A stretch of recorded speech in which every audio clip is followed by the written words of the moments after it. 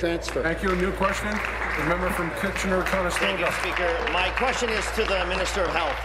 Minister, last week the member for Oakville dropped a bombshell when he admitted that the Ministry of Health had failed to release all the eHealth documents requested by the Estimates Committee.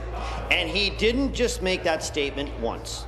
To members' surprise, he conceded several times that the ministry is sitting on more documents related to the committee's request. However, he suddenly changed his tune about those additional documents after a Liberal staffer scolded him for his Freudian slip. So I have a simple question for you, Minister. Was the member for Oakville right or wrong when he stated that the Ministry of Health will be releasing more eHealth documents? Minister of Health and Long-Term Care. To the Government House Leader, Speaker.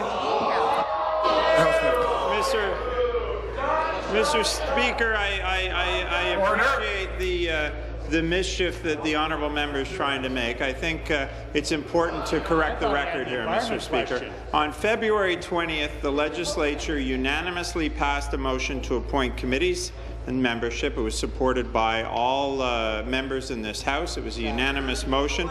And, Mr. Speaker, in the motion, it outlined that committees would be provided with documents that they had requested in the last session before the prorogation, and that they would be provided within 7 sessional days. Mr. Speaker, that work is ongoing. Committees are beginning to work. And again, Mr. Speaker, committees will respond, or the various ministries will respond to the motion that's been put forward by the committees. Thank you.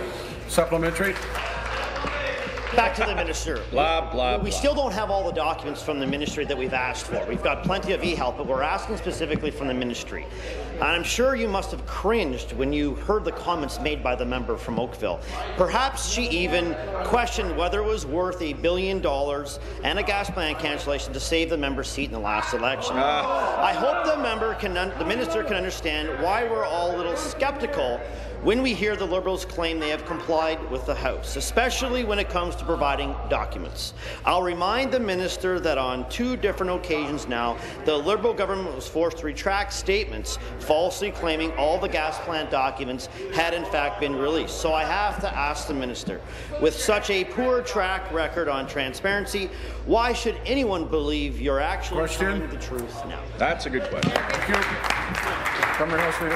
Mr. Speaker, unfortunately, I guess within the Progressive Conservative Party, there's not a lot of communication, because maybe the member from Kitchener-Conestoga should have shown up when this House unanimously passed an order giving ministries 7 sessional days to bring forward documents. This was an offer made by the government, Mr. Speaker, so the committees did not have to go through the exercise of re-requesting the documents. And I guess, Mr. Speaker, the honourable member wasn't aware because the rest of his caucus stood up and agreed to it, Mr. Speaker, and that is exactly what the government is doing. That is exactly what ministries and agencies that have been requested are doing. Mr. Speaker, we will comply with the order of this House and work with the committees to make sure that they can undertake their work.